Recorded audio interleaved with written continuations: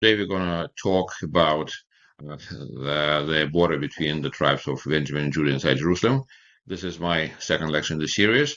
I will be referring to my first lecture every so often. So for those of you who have not attended the first lecture, I think the recording of it is on the website of the Shul, so you can refer to that. But I'll try to make it as simple as possible so you won't get lost or confused. So again, the topic of the lecture is border between the tribes of Benjamin and Judah inside Jerusalem. And let's get into it. First of all, this is a quick summary of the book of Joshua. I divided into parts. And in order to get into it, we will try to focus on geography. Some of this geography is very straightforward. Some is a little bit more complicated. And we go slide by slide. Slide number 1 shows the preparation to enter the land of Canaan. As we know, the Jews stopped just across the Jordan River, just across Jericho, and that was the stop close to where Moshe passed away, and there was a mourning for Moshe for 30 days, and also the preparation to enter the land of Canaan. Okay, so here they went.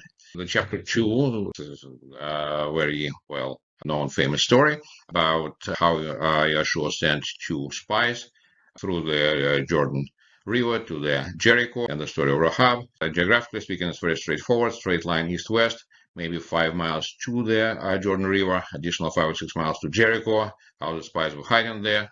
All this, geographically speaking, is not a big challenge. And then we quickly go to chapter 3 and 4, again crossing the Jordan River. On the previous lecture, I showed some pictures that nowadays it's possible to get to the Jordan River from the Israel standpoint, just next to Jericho, and see how things are.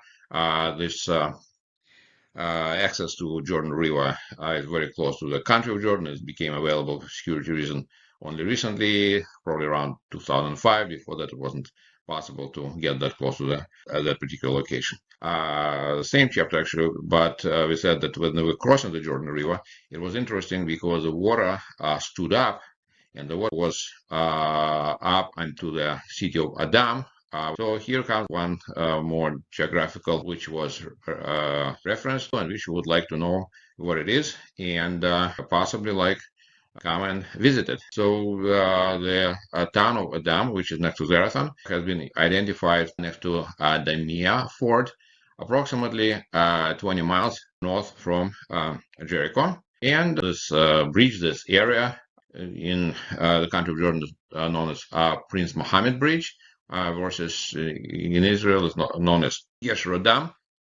At some point it was in use. It was closed, and the area next to it was also closed from Israeli, and it's now a military secured area, so you can really get close to it. So I made one picture here. This is taken from somewhere else. That's how the bridge looks. Unfortunately, when we get to that area, we were not able to get close. So we have kind of a gate which is locked for a mile or so away from the bridge, but that's what it looks like. First, we were kind of disappointed because we couldn't see the bridge. But the beauty of the land of Israel is such that if you just turn around and look in the other direction, the opposite direction, you'll see something also interesting, not really connected to this particular event tonight, but known from something else. And specifically, we see Mount Sartaba. This is the mount right in the middle, the highest, and it was known to the place where they used to place fires in order to propagate the information about the new moon.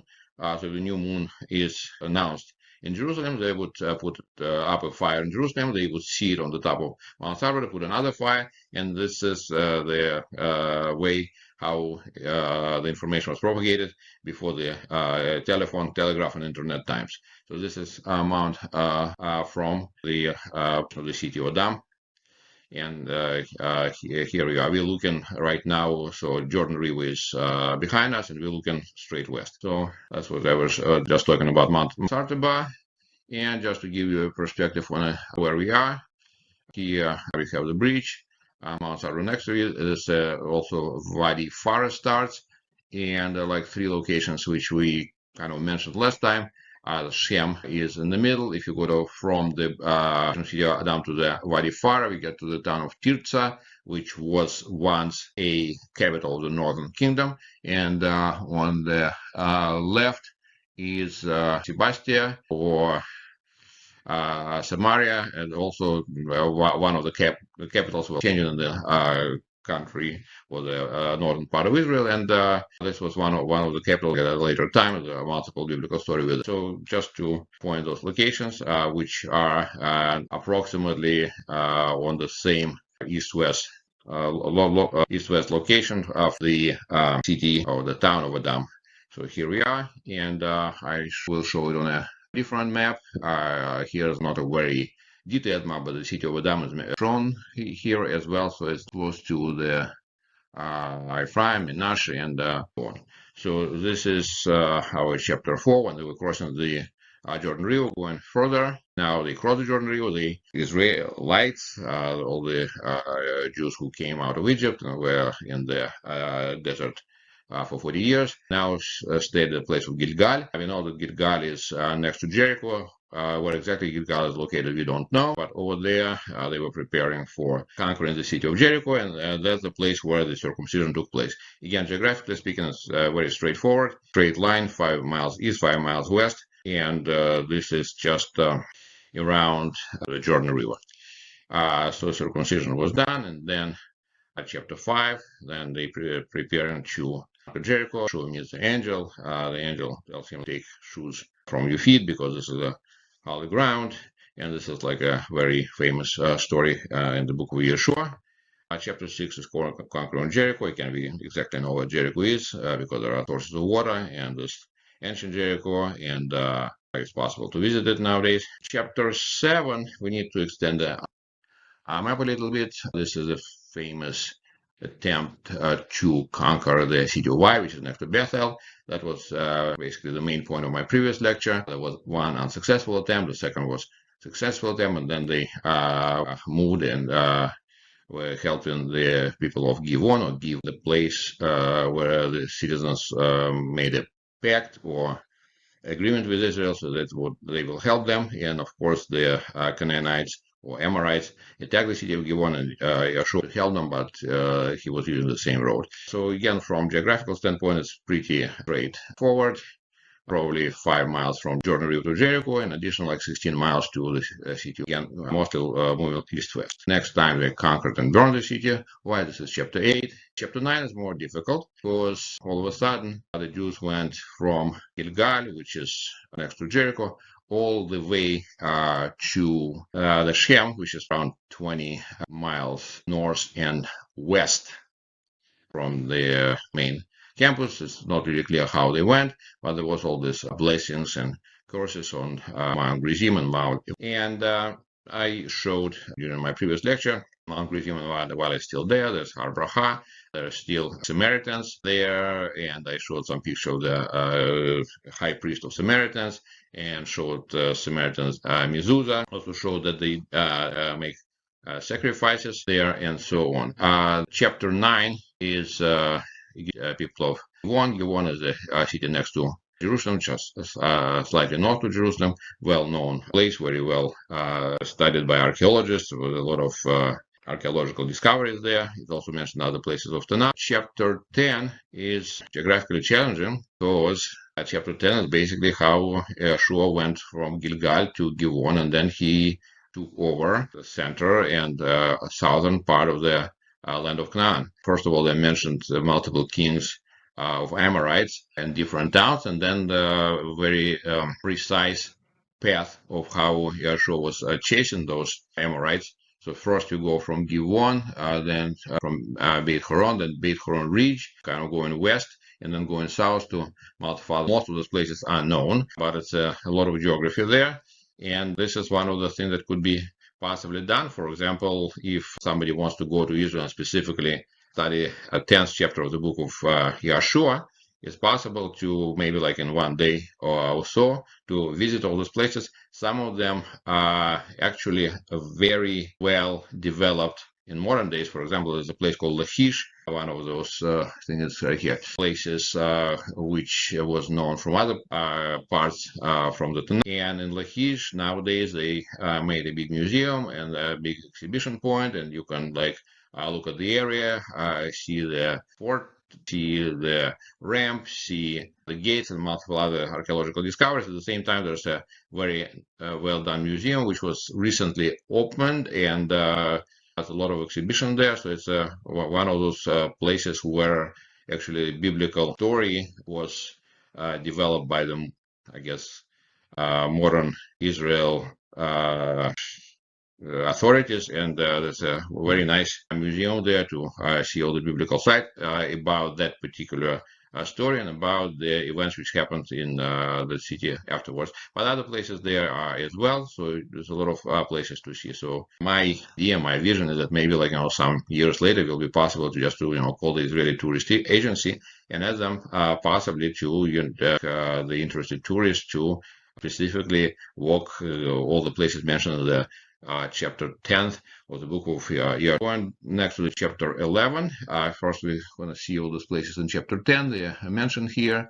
Also, I would mention that when the chase continued, after they went down from the reach of Beit Horon, there were places, Valley of Ayalon, and it's also a place which was famous and well known, where the sun and the moon stopped. Also, the Beit Horon prior to that, there was a story when the Amorites were hit by hail and by stones, and so there were two miraculous events happened. One was when the Amorites were hit by hail and stone, and then the chase continued, and Yeshua didn't have time to finish the war on the same day because he was afraid that they will be hiding in the cities behind the walls, and it will be difficult to fight with them then. So the day lasted and the moon stopped, so he was able to finish the fight.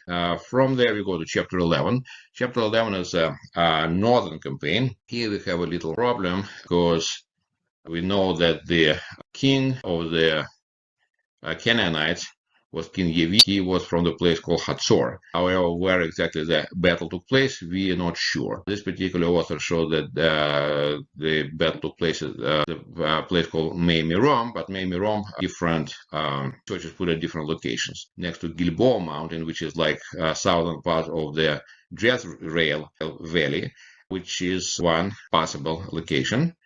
At the same time, the other researcher, or the other group of researchers, put the place called Mei Mirom, where the main battle with Canaanites took place, much more north. Each has its own factors supporting it, or factors not that much supporting it. The main criticism about the northern location is that the fight was with chariots, and of course at the valley of Jezreel, it is much easier to imagine that there was a fight with chariots who could easily move in the valley, and it's somewhat more difficult to fight in the mountains. So if somebody wants to specifically track where the northern battle with the Yevin king of Hatzor took place, I guess you would need to visit both locations, which are not very far from it.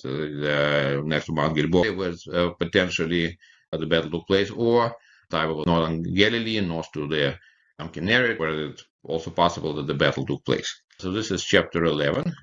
Going back to chapter 12, the description of the kings and the lands which was conquered. Chapter 13 is distribution of the land east to Jordan River, Reuven, Gad, and half of the tribe of, and also they mentioned the border, they mentioned the internal cities, and so on. This is the chapter 13.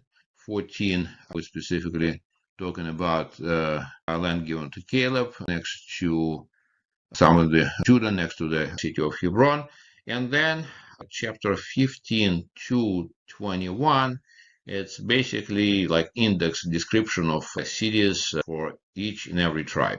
So if you want to start to learn the biblical geography, probably chapter 10 and 11 would be, I would say, Introduction to Biblical Geography 101. But if you want to study it in very detail, that would be chapters 15 to 21, 6 chapters which cover more than 400 different locations in each and every tribe, the border town, the middle town, the refugee, on and on it goes. Most of the people who study Tanakh kind of skip those chapters, unfortunately. In our exercise today, since we are going to talk about borders between Yehuda and Benjamin inside Jerusalem, we're actually going to go to chapter 15, or maybe like one or two passages in chapter 18, because the borders are being described twice when they describe in their borders of the tribe of Benjamin, and the second time when they're describing the borders of the tribe of Yehuda. So this is describing the whole land of Israel, which part belongs to which tribes should be allocated to which tribe. As I said, there are more than 400 locations mentioned in the book of some are just border city with no other significance and not mentioned in there else, but some are very well known, very important, and appear in multiple other locations in Tanakh, and we'll see it shortly. So what did they give to the tribe of Benjamin? I'll start with a very simplistic approach to how the land of Canaan was divided. There's north, Samaria and Galilee. There's south, which is Judah, and there's like a land in between. Very straightforward would be Jerusalem is in the middle, but Jerusalem is a spot, not a line.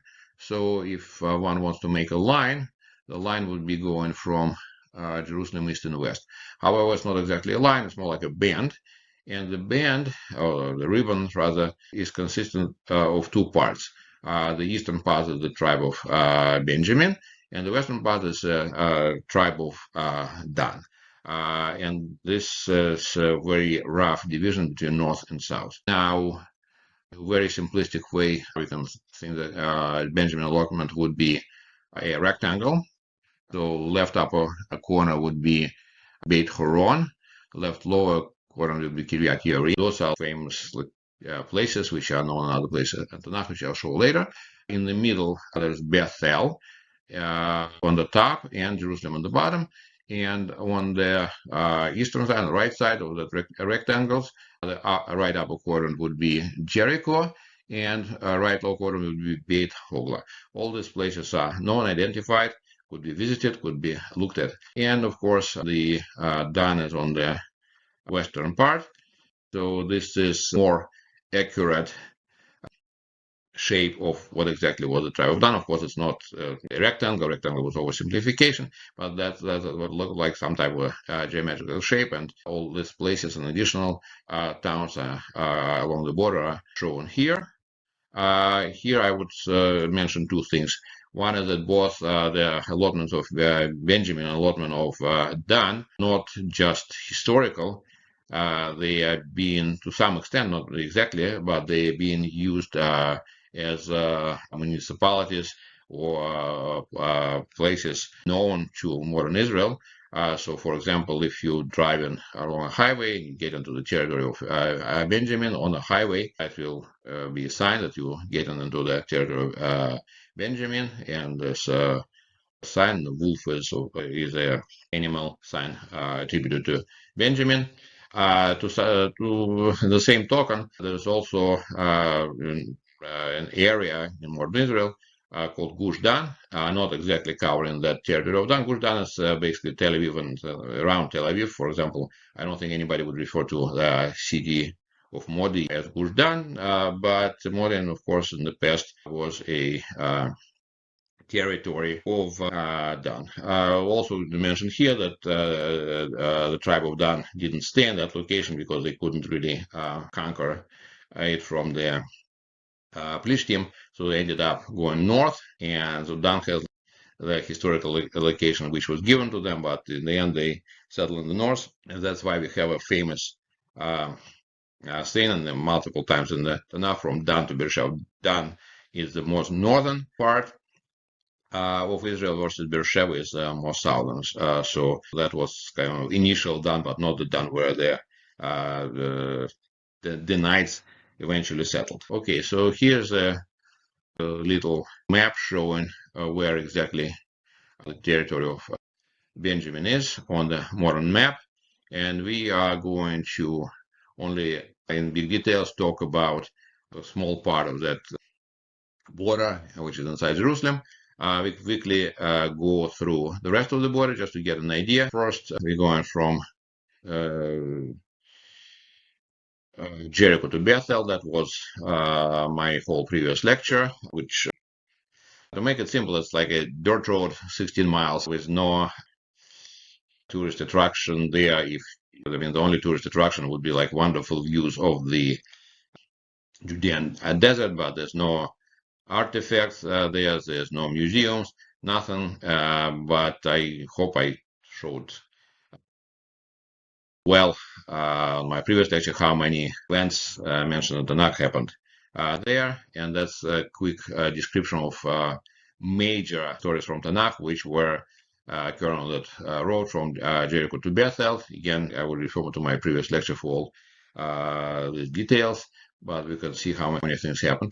Again, the strange thing was just a dirt road with nothing there, and with so many things from the Bible would be attributed to that road. Okay, so if we get from Jericho to Bethel, continue a little bit west, remember the western border starts from the place called Beit Horon. So from Bethel, continue a little bit more west, going through Givon, and get to Beit Horon. Beit Horon is famous for the place where the stones and hail was fallen on the Amorites as Shua and his army were chasing the Amorites first west and then south. Beit Horon is on approximately next road 443, everybody who knows modern Israel.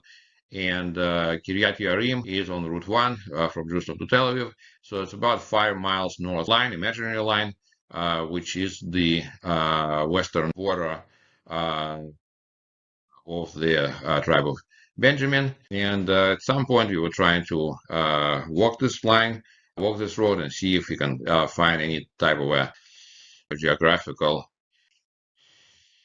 point or some road or something which would kind of direct us and see where exactly the border is. So this is what we're talking about, is Beit Horon, and between them there's another location mentioned called Kefira. It's like in the middle. I don't know what Kefira is famous for, other than being the middle point in that western border between the tribe of Benjamin. So again, mentioned when Yeshua, chapter 10, we already talked about it a little bit, when Yeshua went and helped inhabitants of the town of Givon, and was chasing the Amorites, and that's where the hail and the stones were falling on them. And yeah, that's the Beit Horon Ridge, famous ascent from the Mediterranean to Jerusalem, and we can not only see those paintings by the biblical artists, but we can also see how it was probably 100 years ago, that Beit Horon and Beit Horon Ridge. And we can come now, and those are the pictures from the east. This is Route 441, and this is Beit Horon going down, and the road is there. Now it's been developed to a modern highway. A couple more pictures about the same road, and this is our group standing there trying to see where it is. And this picture I made from the Modi'in, from west, and this is the Beit Horon Ridge. Those are my own pictures, and of course there are professional pictures showing the Beit Horon Ridge. One is from the Bible walks, one is from the atlases. That's how the road goes from the mountain down to the Shfila. In the middle there's a place called Tel Kefira, between probably like 2.5 miles from Beit Horon, from Kiryat. We can see it clearly, and our group was trying to walk through it. Unfortunately, we got stuck with a fence because it's where the border is between, I think, Green Line or whatever, so we couldn't really get to see it, to walk to it, but we saw it from the distance and made some pictures. Kiryat Yarim, in addition to being the town mentioned at the border of the tribe of Benjamin, or later tribe of Yehuda, it is also a well-known place where the Holy Ark of Covenant, stood for 20 years. So just to reiterate the story pretty quickly, is that when police won the battle with Israelites and took the Ark of Covenant, there was a pretty significant epidemics in each of their 5 cities, which were Gaza, Ashdod, Ashkelon, and Ekron. And they decided, they talked to their magicians or wizards, and it was recommended for them to return the ark back to Israelites. They put it on a cart, used 2 cows to move the cart, and the cows miraculously went first to, unfortunately, the inhabitants of Bet Shemesh were not respectful enough for their ark, and there was also some type of epidemic there. 70 people died, and they said, why don't we go up from Bet Shemesh to Kiryat Yarim and ask the people of Kiryat Yarim to keep the ark, and they found somebody in Kiryat Yarim, and the ark was there for 20 years until the famous story when King David moved it from Kiryat Yarim to Jerusalem, but that was 20 years later. So that's what Kiryat Yarim is famous for. So here is that referral in the Tanur of Beit Shemesh and then Kiryat Yarim, and that's where it is. Kiryat Yarim, the place in modern village of Abu Ghosh. This is a picture again of the biblical artist Doré, showing that the ark is coming from the towns of Plishtim to Bet Shemesh, and from the Bet Shemesh they moved it to Kiryat Yarim. So Kiryat Yarim is a place you can go. That's easy. It's just next to Route 1, going from Jerusalem to Tel Aviv. There's a monastery there. There's Arch of the Lions, which is Ark of Covenants. Even I can translate from French.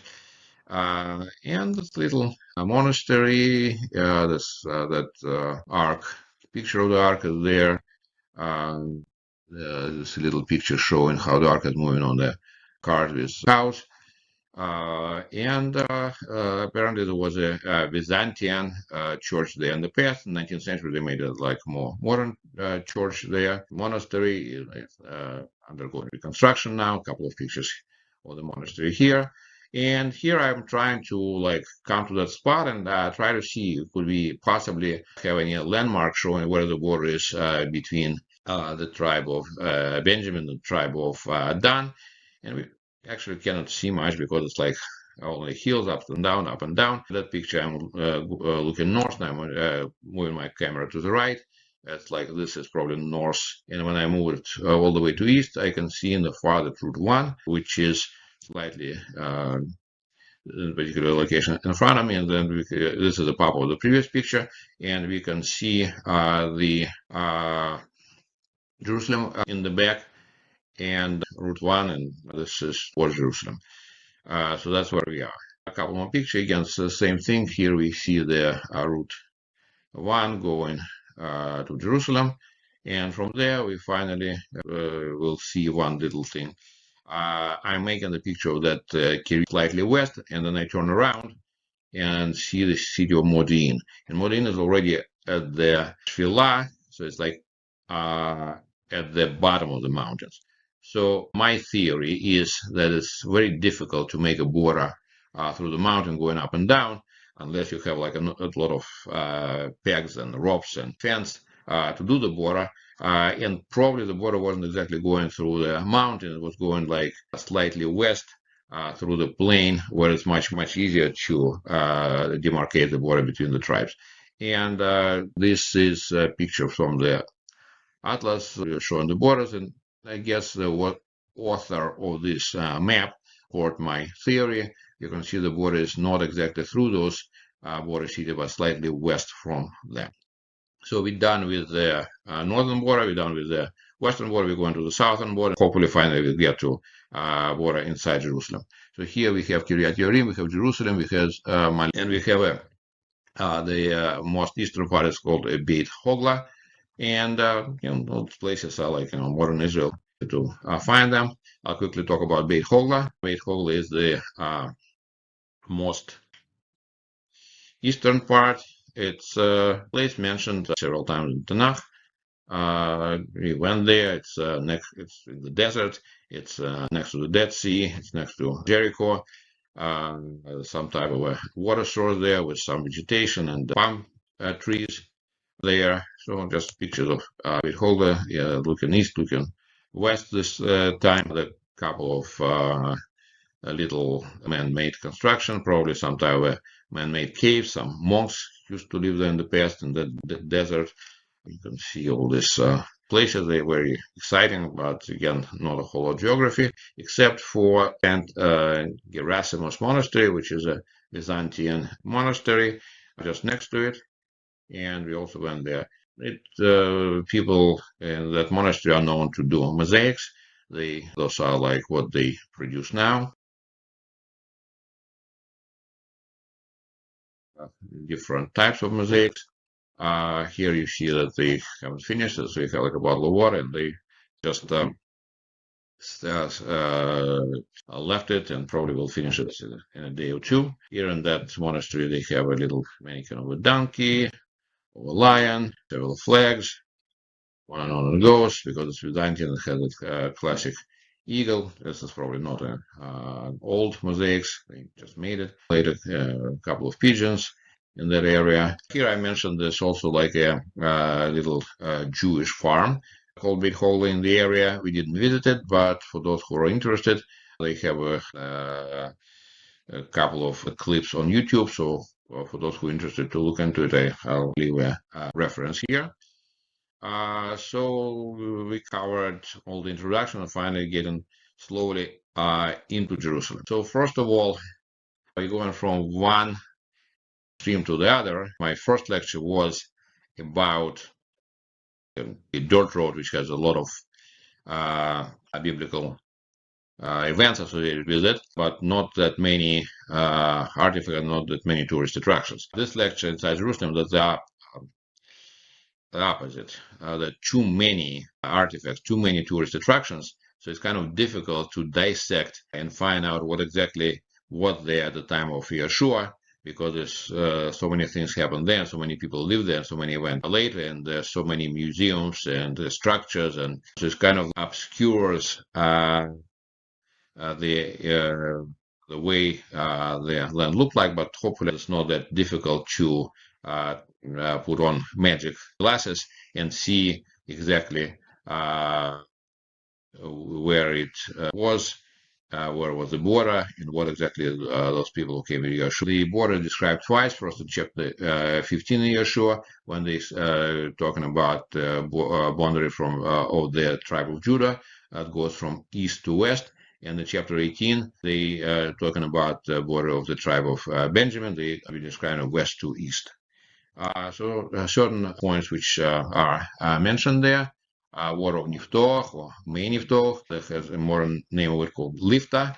Then we have water valley of Hinnom, Gay Ben Hinnom, or Gehenna. Then we have Cat of Hinnom. The valley of Hinnom makes a bend. First it goes north to south, and then it bends and goes west to east. And the bending point is called Cat of Hinnom, which is in Hebrew shoulder of Hinnom. Then you have at the shoulder, this also mentioned valley which goes southwest from that location called Emek Raphaim, also a very famous neighborhood in Jerusalem. Another name for modern Jerusalem would be German colony. And then we have a connection point between Hinnom and Kidron Valley. It's called Ein Rogel.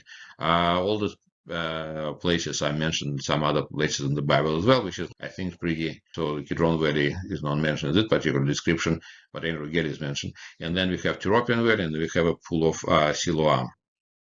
So here at the border, everything north is Benjamin, everything south is Judah, and we are concentrating from to the Jerusalem and very close to the old city. Niftoch, another name for this Lifta, May from the word Mayim, got its name because of many springs and abundance of water. I was trying to picture it and see where it is in modern Jerusalem. It took me some time, and then I understood this is very close to modern main bus station, Tehana Merkazit. So if you take a bus and going from Jerusalem to Tel Aviv, almost immediately after you leave the bus station, on the right you see like a big valley. If you go in the morning, you see a lot of fog. there, and that's exactly where the main Iftoch is. This is main Iftoch, abandoned village, some structures there. You can see the Jerusalem famous bridge, which is seen from here, so you can orient yourself. It has some modern history as well. Probably not the best history because there were a lot of abandoned houses, some homeless people, some hippies used to live there. Now I think they're trying to develop this area, but uh, it's the first spot to show the border between the tribes of Benjamin and Judah.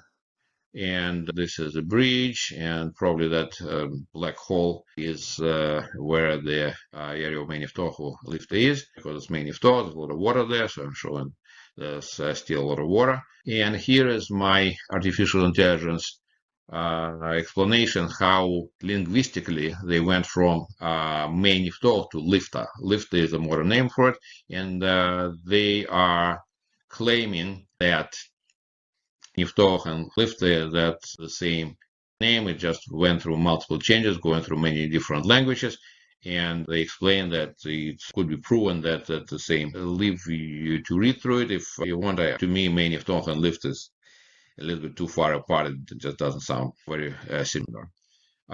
So anybody who is interested in modern history of Main Iftoch, there are like tours that go to Main Iftoch. Again, I put a reference, it's like one little clip on YouTube about I guess more modern Main Iftoch. Next from would be I gave the Hinnom value of Hinnom, and we're going to go step by step and see how it is. That is the part of the tour. The whole tour from starting from the most northern part of Valley of Hinnom, going all the way to the European Valley to Dan Gate, took maybe 3 hours, and that's where we visited the site and saw all the things which probably everybody is familiar with, because this is something that I guess most of the people who went to Israel saw Jerusalem and saw those places, but never thought about it. This how to connect it with all these biblical descriptions in the book of Yeshua. So here my first geographical diagram, and we will be very familiar with that because I will go through it many times. The red lines, I guess we can call it a trident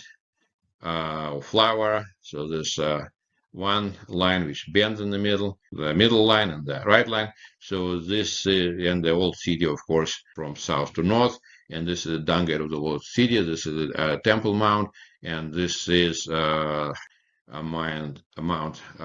Zion. And I will label each of these places, but I'll say quickly. So there's the Valley of Hinnom. Valley of Hinnom bends at the place called that's the Valley of Kidron. And also the connection between the valleys would be in Rugel Valley, or Central Valley goes from in Rugel approximately towards the Dan.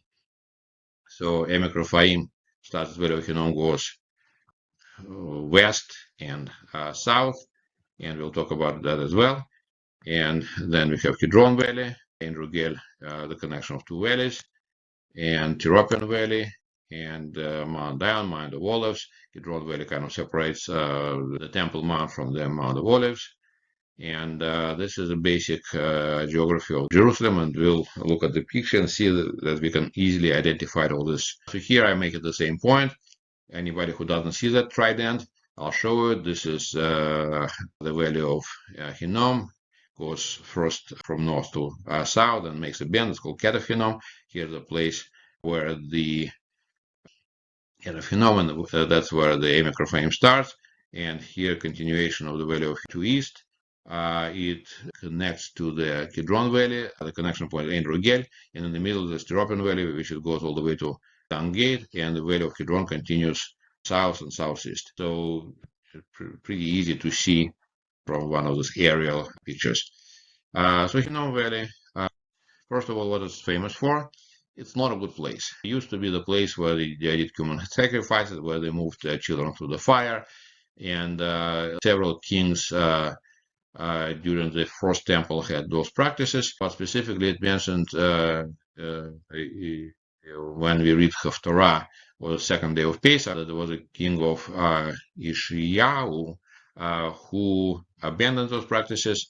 I just remind he was the king who accidentally found the Torah scroll, read it, started to cry, ripped his clothing, and said that we need to abandon all these idol worshiping practices and human sacrifices and do a lot of changes. So he defiled and made it impossible to bring human sacrifices in the Valley of Hinnom. But his ancestor, his father and grandfather, and a few other kings before him used those practices for human sacrifices and moving children to fire.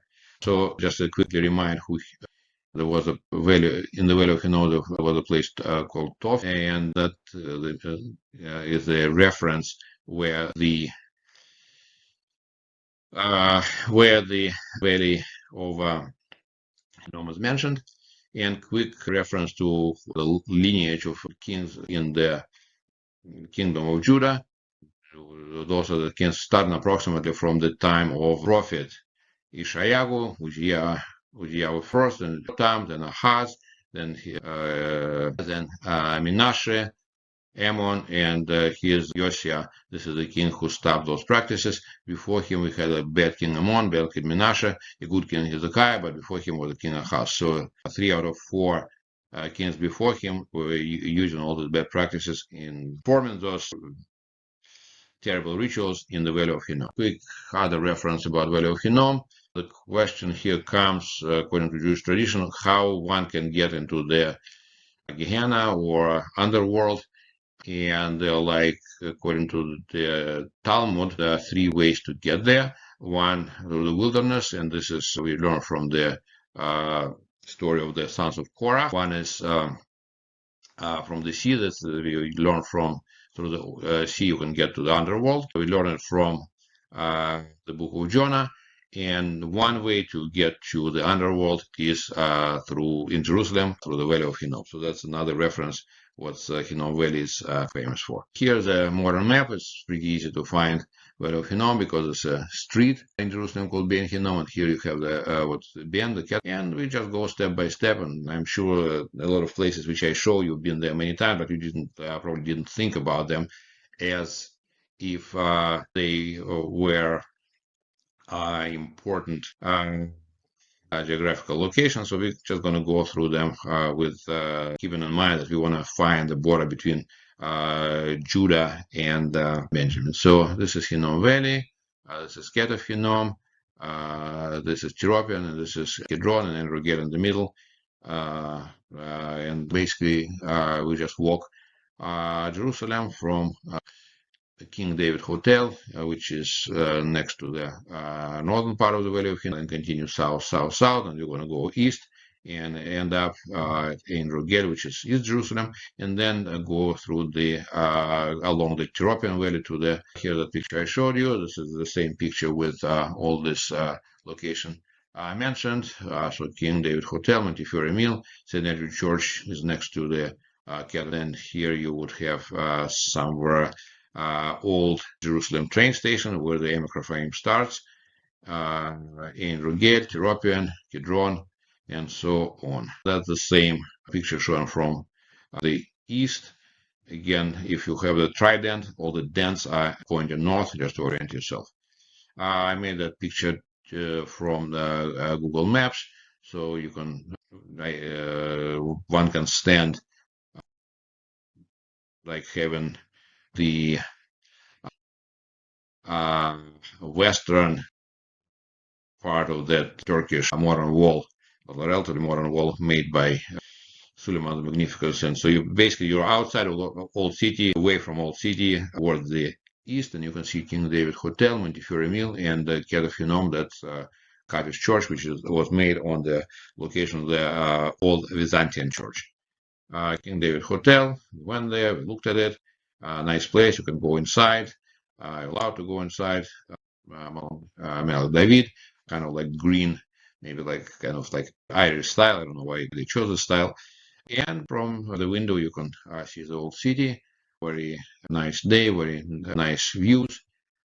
So immediately we go outside of the King David Hotel, we see Herod family tomb. That's a very old burial place for the family of King Herod.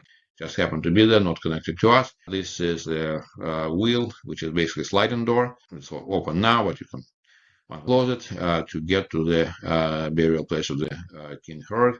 That's I'm showing that sliding door, the wheel, which could potentially close the burial cave. Just to orient yourself, this is the King David Hotel. We're going from it and we're going towards the old city of Jerusalem. You kind of see it here already through the trees. Then we go to Old City and see Mount Zion. This is Mount Zion. This is the wall of the Old City. It's going from north to south, and somewhere before the Mount Zion, it turns east here, and you can see that the dome is somewhere before getting to that wall. We cannot see it from here, but we'll see it later. And we continue to move south, move a little bit more south, and see some nice classic views of Jerusalem here. I labeled a few classic locations in the old city: Jaffa Gate, Tower of David, the wall which first western and then turns and goes from separating actually the old city from the Mount Zion, and this is the Dormition area on Mount Zion where the possible burial place of King David is. So here we first see the Montefiore Mill. Going towards that Montefiore. Here we see the mill again, and Sir Montefiore used his own carriage to drive to the land of Israel. He was trying to develop it. He made multiple trips to the land of Israel. This is the proof that I made this picture. It's like, I guess it's like a reflection of myself. The carriage was restored and stayed on display until there was a fire. Then it was restored again, and now it's on display as well. I'm sure a lot of people saw it, but we are now in the territory of Yehuda, looking towards Gebe Hinnom, where the border between Yehuda and Yemen is. Just a few additional views. Classic picture of the Jerusalem landscape. Here we see that little Scottish flag. That's the Scottish church which stayed there now, probably like not that old, but it stayed in the place where the old Byzantine church was. And they made a bunch of archaeological discoveries on that particular location.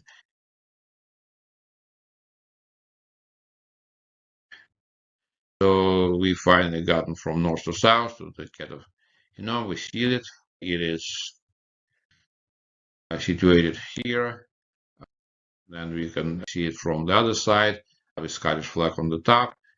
And here we see it, and I think this is the first picture when we see the this is like a road which a lot of people took. I'm sure we're making it from the citadel of David, and get a Hinnom right there. And this is Gebe Hinnom. That's the border. Everything on the left would be Benjamin. Everything on the right will be Yehuda. And an old church was excavated under the later church, Scottish church. Multiple archaeological discovery there. There's also over there the some type of heritage center there.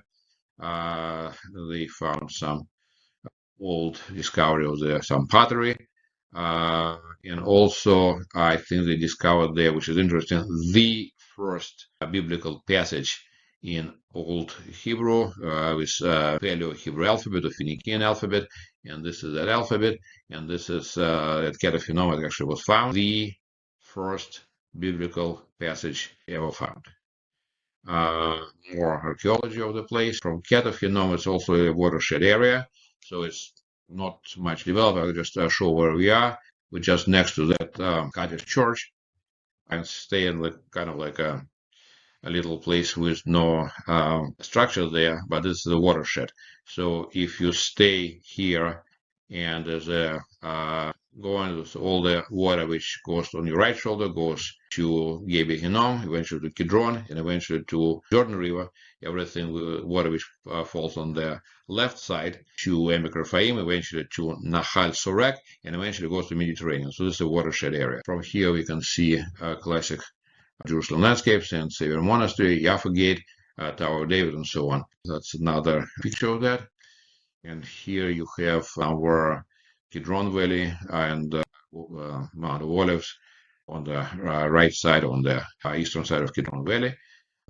Yeah, that's another point to make, which goes almost from Jerusalem all the way to the Mediterranean, and the water goes from to Emicrophaim and eventually all the way to Mediterranean. We'll talk about it more. So this is a little empty spot, Ket of Hinnom, again, the Valley of Hinnom, and from there we see a old place station, which is the beginning of Emicrophaim. Emicrophaim is a relatively well-known area place in Jerusalem. Emicrophaim in Jerusalem refers to German colony, like which is the beginning of the Valley of Rephaim. But that's how most of the people know it. So again, on our big picture, this is your trident. Ket of Hinnom, Emicrophaim starts here, and over there, there's it mentioned as a border, first of all, in description of border between Judah and Benjamin. Also well-known district in Jerusalem, but also this is the area in Jerusalem called Emicrophaim. It is a long way going from Jerusalem through the known Malcha. Most people would know Malcha is a shopping mall. Then it goes southwest to Bitar, Bar Giora, in slightly east from Bet Shemesh. It joins Nahal Sorek. Sorek is a big valley, which much longer. We'll talk about it more. So here we are. This is Nahal Sorek, which starts in Jerusalem, probably next to the main bus station at Main Yiftov, goes a little bit north, and around the place at Beit Shemesh, it joins with Emicrophaim, and then it goes like all the way west until it reaches the Mediterranean. That's a comparison of one with the other. For those who want to look into it, that's a description where it is, where they both are. They can be tracked, they can be walked, they can be looked at. What we know about Emicrophaim, the classic story in the Torah, the Tanakh, is a place where the two crucial battles between Plishtim and King David army occurred. It happened, King David became the king of the united Israel. First, he was a king in Hebron, and people were like watching him, thinking there will be probably civil war between North and South. But when, after 7 years being the king of Hebron, he became the king of united Israel, they became worried because he became very strong, and they decided they were afraid of him being so strong, so they decided to attack. And when they attacked him, they went for him to get to Jerusalem. And somewhere there, the first battle took place. But there were two fights. The first was like a direct attack. They were going from west to east, made them a direct attack from east to west, so they kind of went head to head. On the second time, he went behind them and attacked them from the rear, and then chased them north and west. So we look at this little map. So this is the first attack. They went through all the way to Emicrophaim, and somewhere around Jerusalem there was the first battle. Second battle was different. David went behind them and attacked them from the rear and chased them through Jerusalem, then north and west. But it's interesting, if you can look at it, this is already something we saw before, because this is exactly, at least the northern part, how Shul was chasing the Amorites a couple of hundred years earlier. So those are already the familiar places, familiar roads. We're talking about Beit Horon. On and goes. David chased them toward Gezer, but it's already the similar route. We already saw it at a different presentation in our lecture. So you can see this is like already a road known to us where the enemies are being chased already a second time. Here's a little, maybe like a small comment. I think the author of this book says that they came to the Emicrophaim, but they didn't really follow the Nahal Sorek. They went from Gad. And if one needs to go from Gad, he needs to go a little bit different. So if the Plishtim were going Nahal Sorek, they were coming from Tel Aviv area, to Tel Aviv, but they coming from exactly west. But if they were coming from their main place, which is Gad, biblical Gad, they went through the Ela Valley and went through a different road, and they didn't exactly follow minor point. I just wanted to see there's like two ways to get from the Shul to Emekrofaim. Became known to us because Turks in 1892 built a railroad which exactly followed. The road actually functioned for quite a bit. With the first station in Jerusalem, very close to the old city. I believe 1998 the station was closed and the station moved a little bit west to Malcha, which is next to the Jerusalem Biblical Zoo, and it functioned there probably until 2018 or so. So I remember like maybe in 2005, 2006, I took a train from Jerusalem to Tel Aviv. It took forever because there was a lot of bends and we were going through the mountain. It took probably like several hours to get to Tel Aviv, but it was wonderful scenery around. It was wonderful to see it. This old station, again, closed 1998. There was no train connection between Jerusalem and Tel Aviv until 2005. The new station opened in 2005, and later they built a new route. The station now is next to the bus station, next to Tachana Merkazit. There's no train going along the Rephaim anymore, but one can walk it. So it's very nice scenery, but it requires a little bit more physical exercise to see it because you cannot just go on a train. You need to walk it or bike it. So Malchet Station, which was second station after the first. This is the scenery. These are the railways, which was functioning not that long ago. This is where the Emek Rephaim joins Nachal Sorek. And again, wonderful view, but you can see how bent the roads and how long would it take to take a train to Jerusalem to Tel Aviv at the time.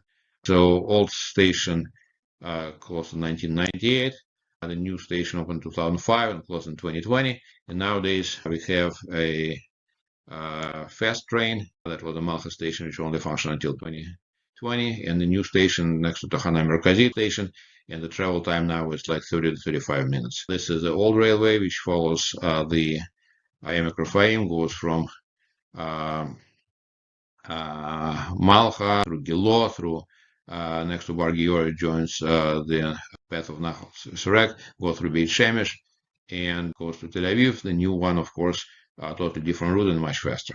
Okay, I mentioned multiple times Nachal Sorek. What's so famous about Nachal Sorek? From the Bible, we know that the story of Shimshon or Samson. Dlila was originally from Nachal Sorek.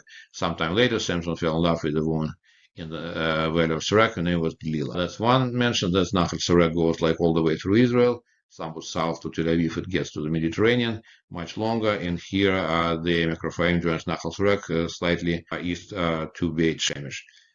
This is what it looks like. That's next to Beit Shemesh, a small brook, which becomes a little bit bigger when it gets to Tel Aviv. But another interesting thing about Nachal Sorek is it's a border, very clear geographical location between Yehuda and Dan. So the border between Yehuda and Dan, in its western part, follows Nachal Sorek. Well, this is not a very detailed map, but we can clearly see that Dan and Yehuda, Sorek, and its western part. Back to Emek. So out of Ket of Hinnom, when we got there, we decided to get to the Emek Rephaim and see where those things are. That's next to our station, little empty place, old Jerusalem train station. So we're getting close to that train station. You see right now this it still exists, but over there, of course, no trains. It's basically a place where the restaurants are, some entertainment places, like a little place to shop and stuff like this. And those are the old rail tracks which are now not functioning. So going back at Hinnom Valley until we get to Kidron Valley. That's the southern part going west to east until it gets to the place called Ein Rogel. So we continue towards Jerusalem. They made a suspension bridge, the Hinnom Valley, so you can go on a suspension bridge over the Gehenna or the hell. You don't have to because there's no water in the Gehinnom. So what we did, we went through the Gehinnom, get close to the Mount of Zion, and then we went on the bridge to see the scenery. Here there are like some kids learning how to climb rocks, how to climb mountains. This is the bridge. That's our group. We just and we see that Gehinnom and the bridge. We went on the bridge. From the bridge, we see Gehinnom. This is East Jerusalem with a lot of little houses and apartments. And that's the other side, looking west, windmill, and so on. And then we see some farms and some trees. So it's even now in Gehinnom, there's a lot of farming, agriculture, animals, and so on. The bridge is 206 meters. We continue on. We continue towards the connection Gehinnom with the Kidron Valley. And going forward, a couple of like constructions by Crusaders, burial place. Here we are going more and more east. This is East Jerusalem starts with all this classic structures. What do you know about Kidron Valley? Kidron Valley, of course, between Mount of Olives east and Mount Moriah at the west, very well watered by the Gihon Spring, which is in the valley of Kidron. And then king, when he was expected, the Assyrian, he made multiple preparations, making his walls strong, but he also moved the Gihon Spring inside the walls of Jerusalem. Another reference is prior to that, when King David was running from his son Absalom, Kidron Valley, and the well-known description of his flight, of his runaway from his son Absalom. And those are nice pictures of the Kidron Valley. His Kiyago Tunnel, I mean, it's very famous for those who don't know. The tunnel was discovered in 1840, and not only the tunnel was discovered with water in it, but there was also a description how they built the tunnel on the wall of the tunnel, which in, I think, 1880, the Turks cut it from the wall and brought it to Istanbul, where it is located now. And there was a lot of discussion of possibly returning it back to Israel. The Hiskiyahu tunnel is a tunnel probably 500 yards long. There's no light there, but it's open for the public. If you take a flashlight, put yourself in the sandals that you can walk knee deep to the water, you can walk the tunnel. I did it, and I'm sure a lot of people did it as well. This is the King Hezekiah tunnel. King Hezekiah in the land of the kings of Yago, Yotam, Ahaz, Hezekiah, his son, king number 13 in the line of David dynasty. Well, I guess number 13 with being the first king after David and Solomon. That's a picture of the tunnel. So King Hezekiah moved inside the walls of the Jerusalem, very famous place. That's what it looks like.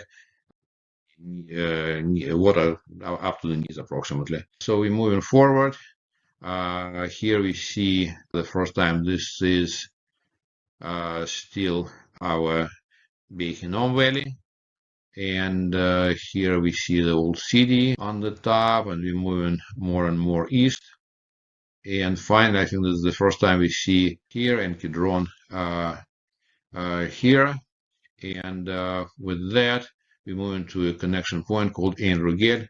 It's somewhere connecting the Gehinnom and Kidron. On the way, there was some camels and some local kids who offered us to see the camel and ask money for it. Ein Rogel also not only just a place where the water is, in addition to main source of water, which is Gihon Spring, but it also mentioned the Bible a couple of times. First time there were when the King David was running away from Absalom, he left a couple of his followers Jonathan and Hamas. They will remain loyal to King David, and they stayed there to inform the king of what his son Absalom will be doing. And another place where Andrew again mentioned is the famous story when David was very old and sick, and his son Adonijah decided to become a king instead of King Shlomo, and made a big feast took place at Ein Rogel.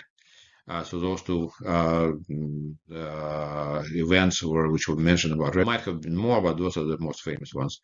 So here it is, the two mosques. One is just a mosque, and Rogel is like that mosque. We went all the way there. I don't know why the shoes are there. This is Ein Rogel. My own pictures, and you see the area is like not very safe. That's another picture of Ein Rogel. We like moving away from it along the European Valley. Those are the pictures from other people. This is where Ein Rogel is. They say probably water is somewhere there. We didn't approach that close because we were a little bit afraid to go there. And we're going up to European Valley, and we're kind of afraid. We don't know the area, how things are. A few cars there. Some are pretty broken. We don't know how safe it is. And all of a sudden, we see like some Jewish guy with a child walking there. Apparently, they live there. He's like very relaxed. Looks like there's some movement of Jews trying to buy houses or apartments in this area as well. So it will be somewhat populated by Jews. I don't know the whole story. Here's Siloam. This is probably like a place where the water will be collected. Again, if you put a spring of water inside the walls, you need to collect the water somewhere. So the Siloam, where the water was collected, probably there was that little artificial collection cistern, I guess, would be filling during the night, and during the day, people of Jerusalem inside the wall would take the water and empty it, and it will get filled through the night again. That's Siloam, the ending point of the Gihon spring, which is the main source of water in Jerusalem. So here it is, being excavated, being reconstructed. We're looking at that Siloam, and also that's probably the Mount of Olives in East Jerusalem. And we're going slowly north toward the Dung Gate. We continued out of the Dung Gates. There's another Jewish guy in this area.